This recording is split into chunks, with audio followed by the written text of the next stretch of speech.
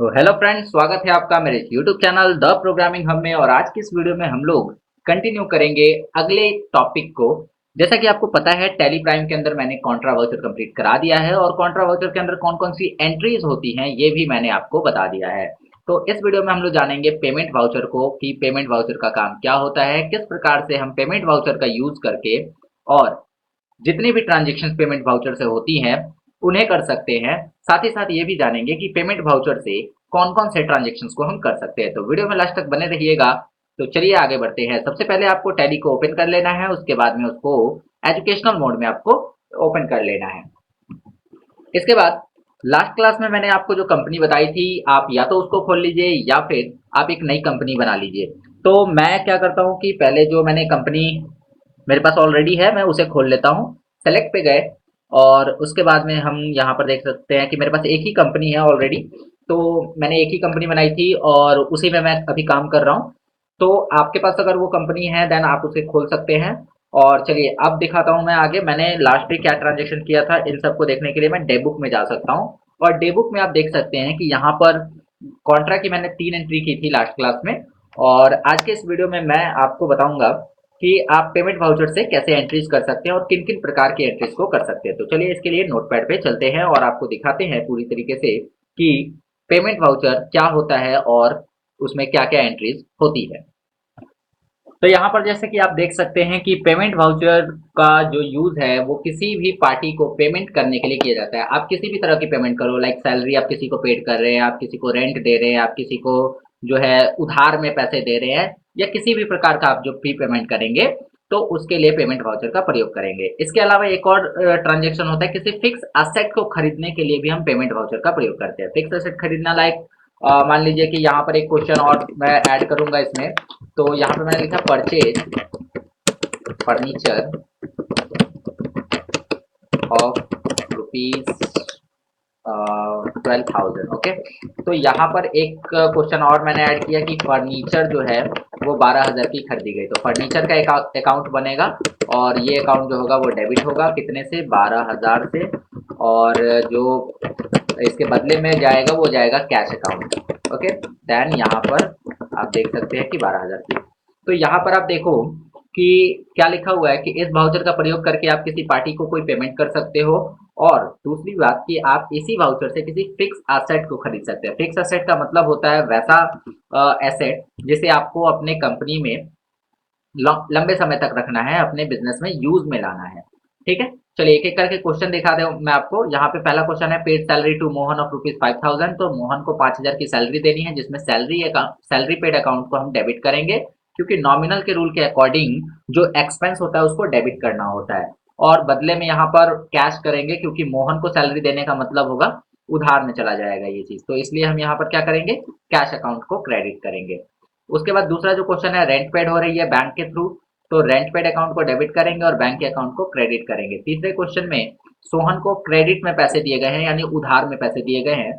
तो सोहन के अकाउंट को डेबिट करेंगे और पैसे जो है वो कैश को क्रेडिट कर देंगे।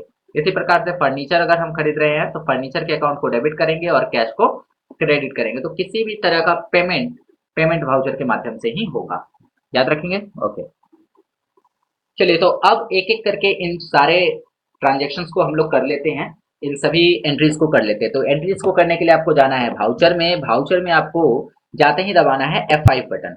F5 बटन दबाने से आप जो है पेमेंट वाउचर को एक्टिवेट कर लेंगे। अब पेमेंट वाउचर को एक्टिवेट करने के बाद आपको डेबिट और क्रेडिट करना है, लेकिन आप पहले क्वेश्चन को देखिए। इसके अंदर सैलरी पेड अकाउंट डेबिट हुआ है और कैश का अकाउंट क्रेडिट हुआ है। ओके, तो हमें एक सैलरी पेड का अकाउंट बनाना होगा और कैश का अकाउंट हमारे पास ऑलरेडी होता है। तो यहाँ पर आप देख सकते हैं कि इधर लिस्ट में कोई भी सैलरी पेड नाम का अकाउंट नहीं है। देन हम क्रिएट में जाकर बना सकते हैं सैलरी पेड, ओके, अकाउंट। और सैलरी पेड जो होती है वो इनडायरेक्ट एक्सपेंसेस होती है, तो इसको हम कर देंगे इनडायरेक्ट एक्सपेंस। बाकी की इन्फॉर्मेशन आप स्किप कर सकते हैं, कंट्रोल ए दबाएंगे और यहाँ पर जो सैलरी पेड हुई है, कितने की सैलरी पेड हुई है, 5,000 की। तो 5,000 यहाँ पर डालेंगे और यहाँ पर कैश क्रेडिट कर देंगे। ओके, चलिए, तो ये हो गई एंट्री हमारी। यहाँ पे नरेशन आप चाहे तो लिख सकते हैं। नरेशन क्या हो जाएगा, being salary paid to Mohan. Okay, तो ये चीज आपने यहाँ पे कर ली। तो दूसरी एंट्री अब करते हैं। दूसरी एंट्री जो है वो है कि rent paid of ₹10,000 by bank. तो इसमें रेंट पेड का एक अकाउंट बनेगा और दूसरा बैंक का।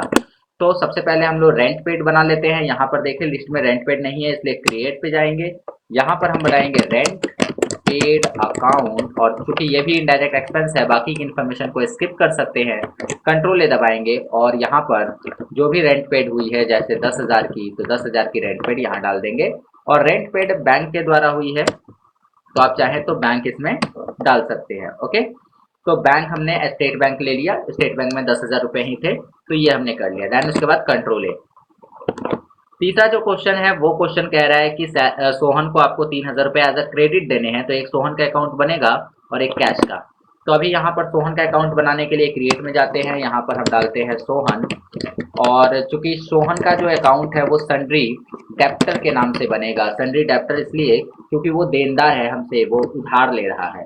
तो जिसे हम उधार में पैसे देते हैं उसको सन्ड्री डेप्टर रखा जाता है। चलिए कंट्रोल ए करेंगे।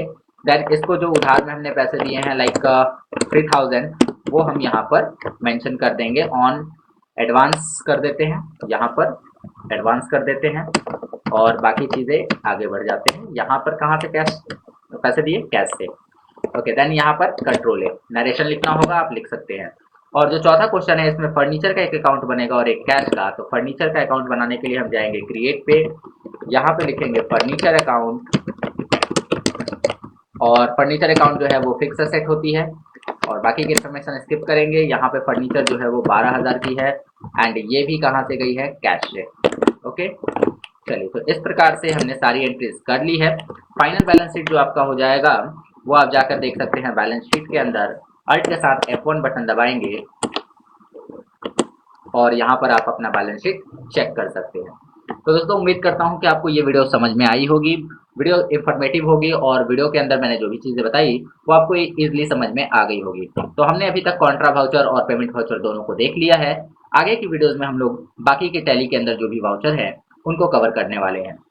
तो मेरे वीडियोज़ के नोटिफिकेशन पाने के लिए चैनल को सब्सक्राइब कर लीजिए, बेल आइकन को दबा लीजिए, और अगर वीडियो पसंद आई है तो वीडियो को लाइक भी कर दीजिए। चलिए मिलेंगे आपसे अगले वीडियो में, तब तक के लिए take care, bye bye and thank you.